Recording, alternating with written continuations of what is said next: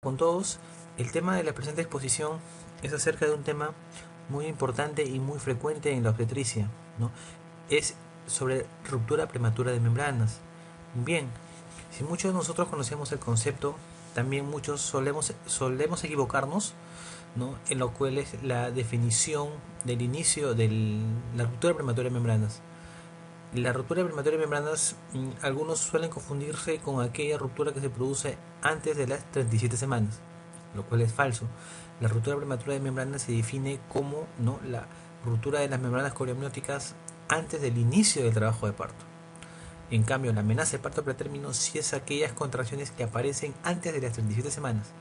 No confundir, a veces solemos confundir un concepto con el otro.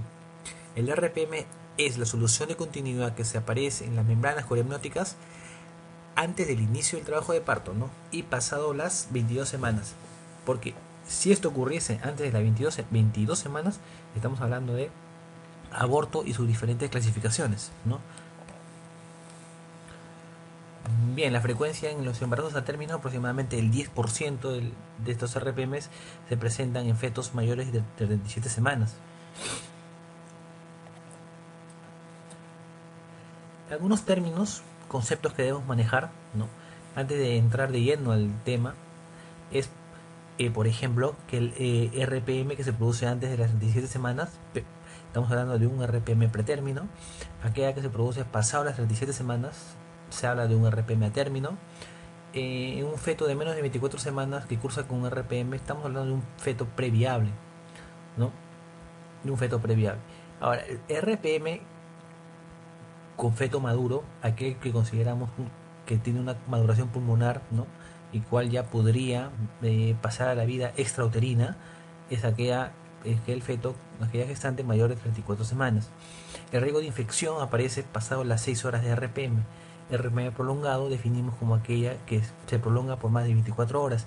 Ruptura precoz, aquella que ocurre antes del inicio de la fase activa, o sea, aquella que ocurre antes de dilatación 4, ¿no? Es la ruptura precoz. Periodo de latencia. Hablamos de periodo de latencia, aquel tiempo que transcurre entre la ruptura prematura de membranas y el inicio del trabajo de parto. El tiempo que existe entre la ruptura de las membranas y el inicio del trabajo de parto es el periodo de latencia, y a medida que este se prolongue, el riesgo de infección también se incrementa. Es importante conocer también que en gestaciones a término que cursen con RPM, el 80% de ellas van a iniciar trabajo de parto dentro de las 24 horas, mientras que el 95% van a iniciar trabajo de parto en las primeras 72 horas. Mientras más precoz sea la ruptura, o sea, mientras las semanas gestacionales sean menos, este tiempo, periodo de latencia va a ser mayor, va a ser mucho mayor. Por ejemplo, entre las 28 y 36 semanas, si se produce un RPM, solamente un 50% entrará en trabajo de parto en las próximas 24 horas, ¿no? Mientras que se produce entre las 22 y 28 semanas, solamente un 26% iniciará trabajo de parto en las primeras 24 horas, ¿no? Es importante también conocer ello. Estos son conceptos que ya hemos mencionado. ¿Y por qué es importante mencionar?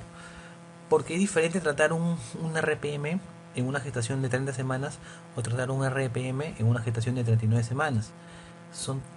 Van a ser dos actitudes terapéuticas totalmente distintas. La morbilidad fetal y materna se va a incrementar a medida que las semanas de gestación sean menores, ¿no? Bien, sabemos que el líquido amniótico en sí tiene múltiples funciones en el feto, ¿no? Mantienen la temperatura, ¿no?, a ciertos valores importantes para una correcta homeostasis. Van a servir de amortiguación para el feto, van a servir para una correcta maduración pulmonar, maduración musculoesquelética, ¿no? También van a impedir que el feto pueda comprimir el cordón. Va a servir entonces para múltiples funciones, más de las que he mencionado. Por lo que, al haber un RPM y al haber una disminución de líquido, puede haber alteración en una de estas funciones. Por ejemplo, en fetos que cursan con RPM en semanas 24, 25, pueden pueden desarrollarse con múltiples malformaciones, ¿no? Como hipoplasias pulmonares, agenesia renal, posiciones viciosas, ¿no?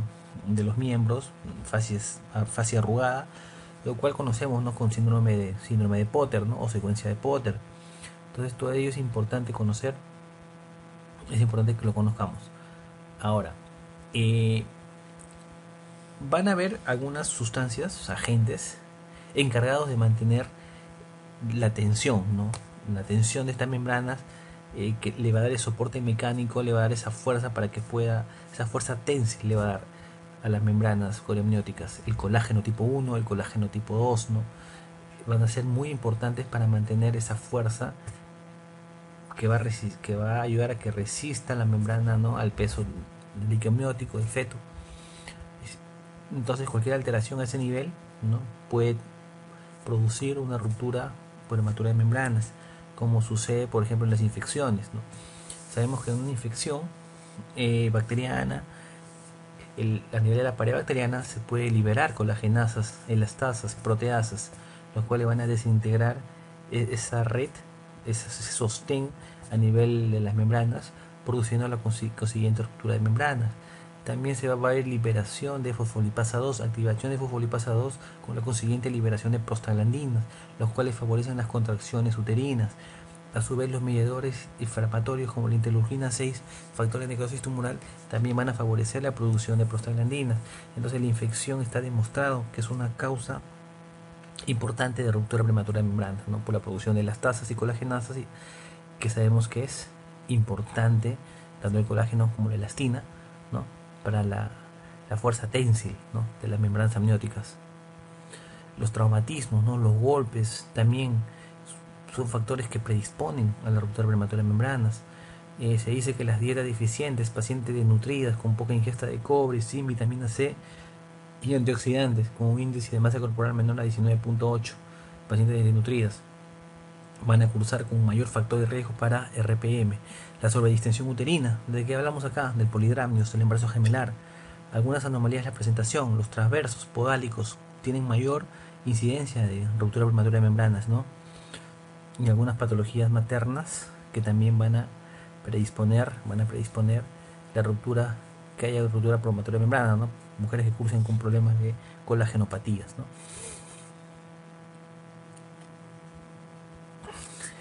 Los antecedentes de un RPM previo en un embarazo anterior también incrementa el riesgo, ¿no? El tabaquismo, la ingesta de cocaína, las infecciones urinarias, los miomas, son factores predisponentes, ¿no? Que no están tan claramente evidenciados como los anteriores, pero que también están considerados como factores de riesgo. Traumatismo abdominal reciente. ¿Cuáles son las complicaciones agudas, ¿no? O precoces de un RPM? Cuando se presenta un RPM hay riesgo de, uno, si es un polidramnios o tiene excesiva cantidad de líquido amniótico, un RPM brusco, puede haber un desprendimiento prematuro de placenta, puede haber un prolapso de cordón, ¿no? Por lo que es importante tener en cuenta ello, ¿no? Como consecuencias del RPM, ¿no? Como consecuencias prontas, ¿no? De una ruptura prematura de membrana. Esto más o menos lo que les mencionaba, ¿no? Como la infección cérvico-vaginal, ¿no? La infección por clamidia, la infección por Gardnerella vaginalis, ¿no? Las vaginosis y las infecciones bacterianas, ¿no? Pueden estimular, pueden producir la ruptura de las membranas coreamnióticas, ¿no? Por la síntesis de colagenasas, elastasas, proteasas, las prostaglandinas, todo eso va a favorecer una mayor incidencia de ruptura prematura de membranas. El cuadro clínico, obviamente, si una secuencia es diferente, dependiendo si cursa con infección o no. Una cosa es un RPM sin signo de infección y otro muy distinto, un RPM con signo de infección, ¿no? Obviamente si hablamos de RPM con signo de infección, estamos hablando de una coriomionitis, ¿no? Que sabemos que son los criterios de una coriomionitis, ¿no? Evidencia de pérdida de líquido vaginal purulento con mal olor, fiebre mayor de 38.3 grados, taquicardia materna mayor de 90, taquicardia fetal mayor de 180, abdomen doloroso, útero doloroso, presencia de contracciones uterinas que no sean anatocólisis, leucocitosis mayor a 1500, ¿no? Acuérdense, leucocitosis mayor a 15000, ¿no? A 15.000 con desviación izquierda mayor a 6% de abastonados, ahí estamos hablando ya de una coriomionitis, ¿no? O síntomas de sepsis, ¿no? O shock séptico, ¿no? Presión arterial, hipotensión, ¿no? Responde a que no responde a una reposición hídrica adecuada. ¿Cómo hacemos el diagnóstico de un RPM? Bien, todo comienza con una buena anamnesis, una buena historia clínica. La referencia de la paciente, ¿no? que va a manifestar pérdida de líquido por vía vaginal, con un olor a lejía, de ciertas características, que van a hacer pensar que puede ser entre líquido amniótico, puede ser orina, leucorrea, flujo vaginal, ¿no? O eliminación del tapón mucoso o una hidrorrea residual, ¿no? Que están dentro del diagnóstico diferencial. Entonces, la paciente refiere la pérdida de líquido, hay que pensar en todas esas causas, ¿no? Que entran dentro del diagnóstico diferencial. Bien, luego de eso viene lo que es el examen físico, ¿no? El examen clínico. Un parámetro importante es la especuloscopía. A la especuloscopía y a las maniobras de Valsalva se puede evidenciar la pérdida de líquido por canal cervical, o la medida de la altura uterina. Pónganse en un supuesto caso, ¿no? Una paciente que ingresa refiriendo a pérdida de líquido, que en un control previo hace una semana tenía una altura uterina de 34 y actualmente tiene una altura uterina de 32, probablemente eso va a indicar, ¿no? Que se trata de un RPM. Luego de ello es importante la ecografía, ¿no? En la ecografía vamos a evidenciar si hay oligohidramnios, ¿no? Si cursa con oligohidramnios, podemos estar hablando también, ¿no? De puntos a favor para un RPM. Los exámenes típicos, los clásicos que utilizamos para un RPM, ¿no? El test de lecho o arborización, ¿no? Debido al componente de cloruro de sodio que tiene el líquido amniótico, al ponerlo al fresco en una lámina, ¿no? Ponerlo al aire libre, se va a producir, ¿no? Una deshidratación de estos componentes, produciendo esa imagen en arborización o imagen en el lecho. Recordemos también que el moco cervical también puede producir esta arborización, pero no de una manera tan notoria, tan intensa como lo produce el líquido amniótico, ¿no? Esta prueba tiene una sensibilidad y una especificidad bien alta, mayor que el test de nitracina. Sin embargo, el test de nitracina también puede servir de ayuda, ¿no? En el cual va a consistir teniendo como pauta que el líquido amniótico tiene un pH alcalino, ¿no? Muy parecido al plasma materno. Va a cursar entre 7.3 y 7.4 el pH, mientras que en el vaginal, el pH del líquido vaginal cursa entre 4.5 y 5.5. ¿No? Si esta tira de nitracina vira de color de amarillo a azul, estamos hablando, ¿no? De probablemente que se trate de líquido amniótico. Una prueba mucho más sensible y más específica que las anteriores, ¿no? El Amnisure, que es lo que va a detectar la microglobulina alfa 1 placentaria, la cual se produce en la deciduo placentaria, ¿no? Este agente se encuentra incrementado en el líquido amniótico, ¿no? Tiene una sensibilidad y especificidad cercana al 98%. El PROM test, ¿qué te mide? La proteína ligadora del factor de crecimiento de insulina tipo 1. Tiene casi una misma sensibilidad y especificidad que el Amnisure. Hay otras pruebas también que se utilizan, que se pueden dosar, que están todavía en fases de experimentación, ¿no? La creatinina en el líquido amniótico puede servir también como ayuda, la beta-HCG, la fibronectina, ¿no? Y por último tenemos la amnifusión con índigo de carmín también como una de las pruebas para diagnóstico certero de ruptura prematura de membranas. Bien, el manejo, ¿en qué vamos a basarnos para iniciar el manejo, ¿no? El enfoque terapéutico? Básicamente hay que tener en cuenta 3 consideraciones. La edad gestacional, como le dije, es diferente tratar una paciente menos de 34 semanas, el cual va a necesitar corticoterapia, o una gestante de mayor de 34 semanas, ¿no? El cual probablemente ya no necesite maduración pulmonar, más bien necesite algunos exámenes para evidenciar maduración pulmonar para concluir la gestación, porque a medida que incrementa el periodo de latencia, incrementa el riesgo de infección. Si existe o no la presencia de coriomionitis. Ante la mínima evidencia de coriomionitis, se sugiere culminar la gestación, ¿no? Y la vía de parto más adecuada es el parto vaginal previa cobertura antibiótica, ¿no? Y obviamente el asesoramiento de la pareja, ¿no? Para informar los posibles riesgos hacia el feto, ¿no? Debido a la prematuridad o también a los posibles procesos infecciosos con los cuales pueda cursar. Bien, medidas generales que debemos tomar en una paciente con RPM, ¿no? Primero la hospitalización, ¿no? La vía periférica importante en decúbito lateral izquierdo, lo cual va a mejorar la perfusión uteroplacentaria. Restringir el tacto vaginal, recuerden, a mayores tactos vaginales mayor probabilidad de infecciones. Confirmación de la edad gestacional es muy importante, confirmar la edad gestacional, ¿no? Pedirle una ecografía de primer trimestre, una ecografía entre las semanas 11 y 14, preferiblemente la semana 12, una ecografía del primer trimestre, la semana 12, para sacar la edad gestacional actual.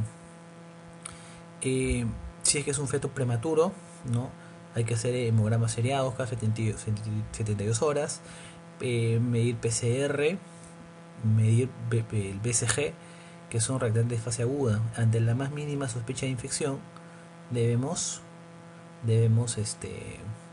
culminar la gestación, porque esos pueden ser parámetros precoces que nos pueden indicar de una coriomionitis, ¿no? Y como sabemos, la corio es terminar la gestación, ¿no?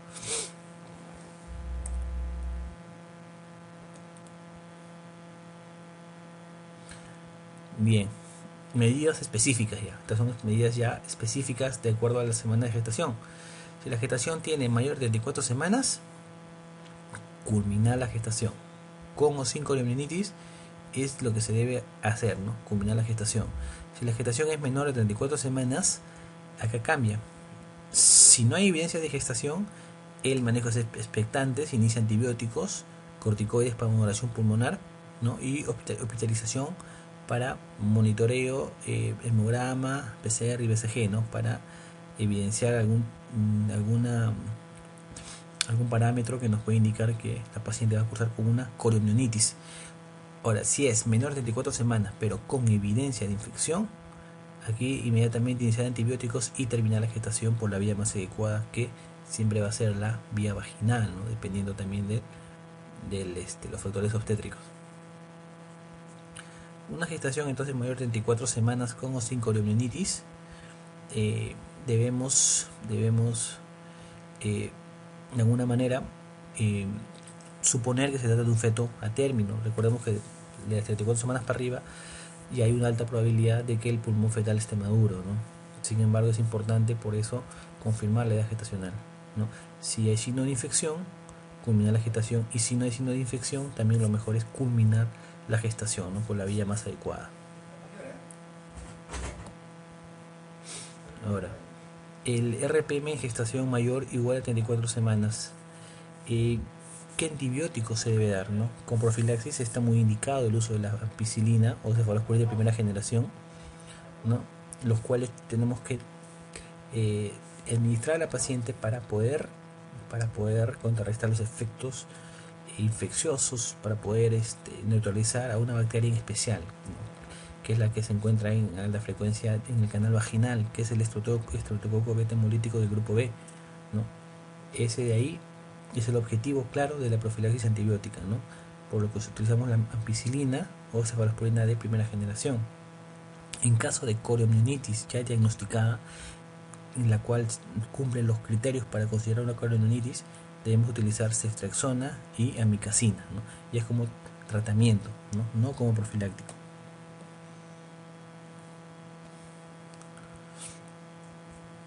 Si es una gestación entre las 24 a 33 semanas sin coriomionitis, se debe hacer lo siguiente, ¿no? Hospitalización, reposo en cama, en decúbito lateral izquierdo. Importante la consejería a la paciente, ¿no? Informarle sobre las posibles consecuencias que puede sufrir el producto debido a la falta de líquido amniótico, como dijimos, ¿no? Síndrome de Potter, entre una de ellas, ¿no? Restringir los tractos vaginales, ¿no? Por el incremento de riesgo de infección. Hay que controlar los signos vitales maternos, hidratar a la paciente es muy importante, y pedir una interconsulta de neonatología para ver la posibilidad, ¿no? de ventilación, posibilidad de que ante cualquier evento adverso se concluya la gestación, y ver la disponibilidad de una UCI neonatal, ¿no?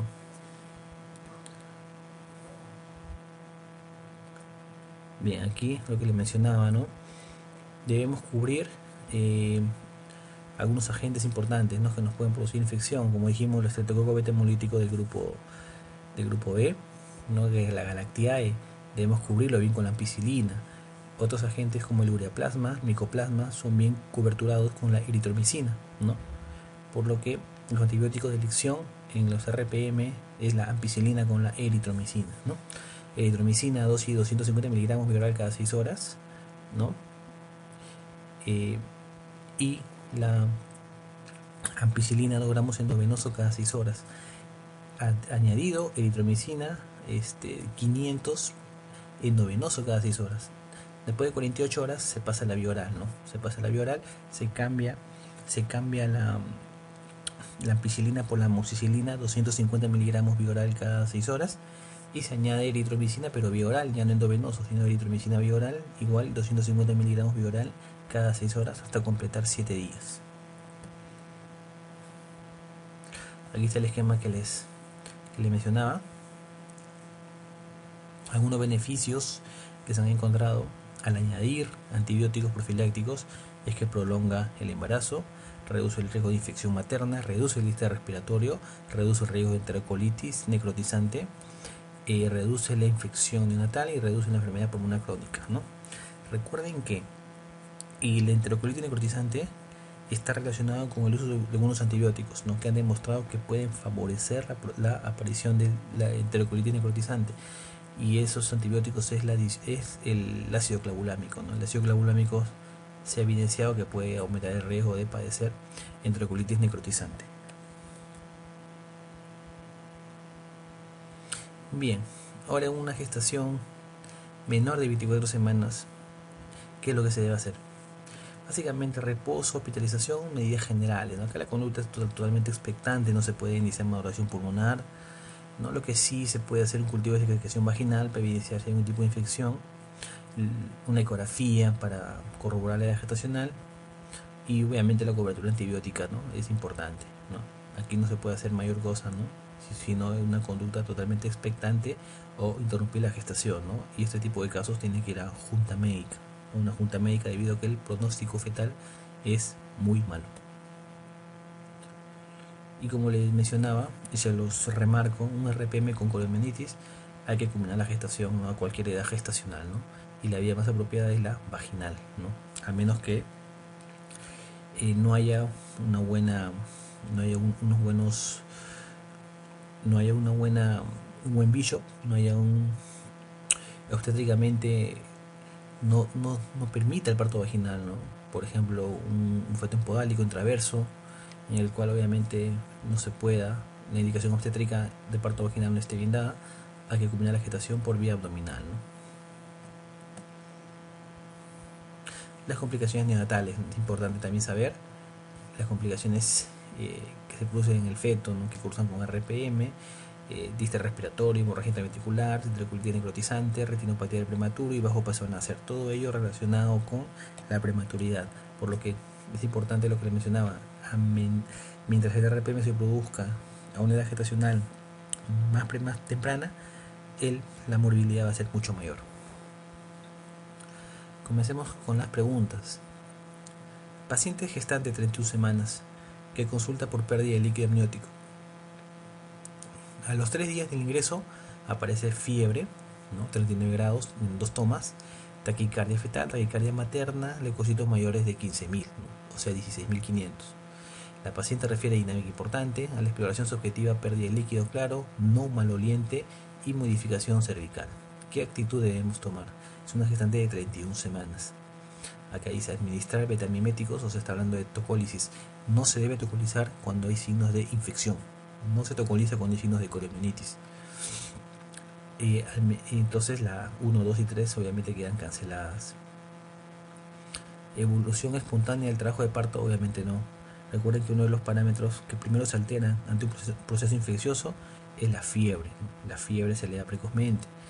Entonces no esperemos tener todos los criterios, o sea, que curse esto también con un líquido purulento, porque acá dice sin mal olor, pero ya con lo que nos están mencionando estamos hablando ya de una coriomenitis, por lo cual, como les mencioné varias veces, aquí se debe finalizar la gestación de forma inmediata, ¿no?, bajo una cobertura antibiótica adecuada. Se denomina ruptura prematura de membranas a la que ocurre después de las 22 semanas y antes del inicio del trabajo de parto, ¿no? No se, no se vayan a olvidar, es aquella que ocurre antes del inicio del trabajo de parto. Gestante que presenta pérdida de líquido en la semana 39, ¿cuál es el manejo inicial? Primero, confirmar el RPM, ¿no? Porque la evidencia o la manifestación de la madre, ¿no?, de pérdida de líquido no te da el diagnóstico certero. Tienes tú que confirmar el RPM primero para tomar la actitud terapéutica. Es distinto una gestante de 39 semanas con RPM y una gestante de 39 semanas sin RPM, ya que si es un RPM confirmado, a las 6 horas, si no se inicia el trabajo de parto, tenemos que comenzar a inducir el trabajo de parto, mientras que en una gestante de 39 semanas sin RPM no hay por qué apresurar el inicio del trabajo de parto. Entonces lo primero que hay que hacer es confirmar confirmar el diagnóstico de RPM. Paciente de 34 semanas de gestación que acude a urgencias por presentar contracciones uterinas con la sospecha de amenaza de parto pretérmino. Se realiza registro cardiotocográfico fetal comprobándose la existencia de 2 contracciones en 20 minutos y una longitud cervical no medida por ecografía de 3 centímetros. ¿Cuál sería la actitud correcta? Bien, esto es una pregunta de otro tema, pero igual la vamos a contestar, ¿no? 34 semanas, hay muchas guías, muchos protocolos de hospitales de prestigio, ¿no? Como por ejemplo en España el Clinic, ¿no? Colocan maduración pulmonar, corticoterapia en la semana hasta la semana 34, ¿no? 34 con 6 días se le puede dar una maduración pulmonar al feto. Entonces aquí el hecho de que mencionen la evidencia de 2 contracciones en 20 minutos y una longitud cervical medida por ecografía de 3 centímetros nos hablan de una paciente de 34 semanas con amenaza de parto pretérmino, ¿no? Y aquí lo que se debe hacer es el ingreso, administración de tocolíticos, ¿no?, y corticoides para maduración pulmonar. Al menos que esta paciente tenga algún examen que evidencie maduración pulmonar, como por ejemplo un ecodoppler de tronco pulmonar, ¿no?